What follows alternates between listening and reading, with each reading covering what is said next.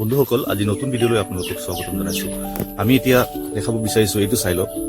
জলকীয়াৰ পাতবোৰ কেকেৰা মেকেৰ লাগিলে আপুনি কি মেডিচিন ব্যৱহাৰ কৰিব, অতি সোনকালে যাতে আপুনি ৰেহাই পায়, নহ'লে আপোনাৰ গছত এটাও জলকীয়া নধৰিব। আপুনি ভালদৰে চাই লওক, জলকীয়া গছত আপুনি কি মেডিচিন ব্যৱহাৰ কৰিব যাতে আপোনাৰ গছবিধ ভাল হয়।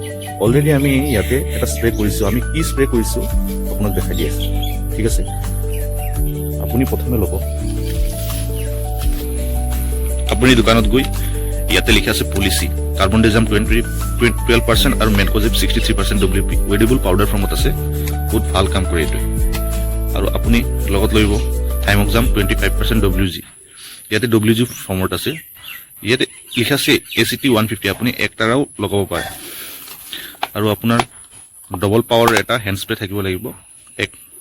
আপুনি স্প্ৰে মেচিনো দিব পাৰে যদি বেছি খেতি থাকে আপোনাৰ। যিহেতু আমি আমাৰ ঘৰত খেতি কৰি আছোঁ, সেইকাৰণে এবিধ স্প্ৰে হৈ যাব, হেণ্ড স্প্ৰে বেছি নালাগে দিয়ক। আমি এটা লাগিছে, চাই লওক।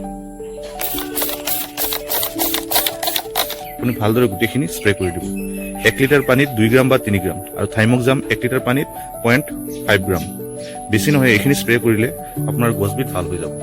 চাই লওক আমি কেনেকৈ স্প্ৰে কৰি আছোঁ।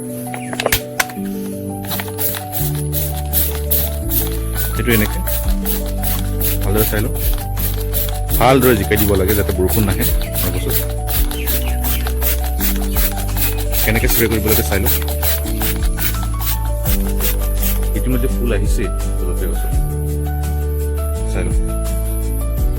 এইবিধ পাতবোৰো গৰম কৰা লাগিছে, এই পাতটো গৰম কৰা লাগিছে। গতিকে বন্ধুসকল, আমাৰ চেনেললৈ সদায় থাকিব। যিহেতু বন্ধুসকল এবিধ গছ ঠিকে আছে, ইয়াতে স্প্ৰে কৰাৰ কোনো দৰকাৰে নাই। এই গছবিধ চাওক, পাতবোৰ একদম কুকুৰা মুকুৰা লাগিছে। ইয়াতে আমি স্প্ৰে কৰিবই লাগিব। আমাৰ হাতত যিহেতু আমি এই ঘোলটো বনাই লৈছোঁ,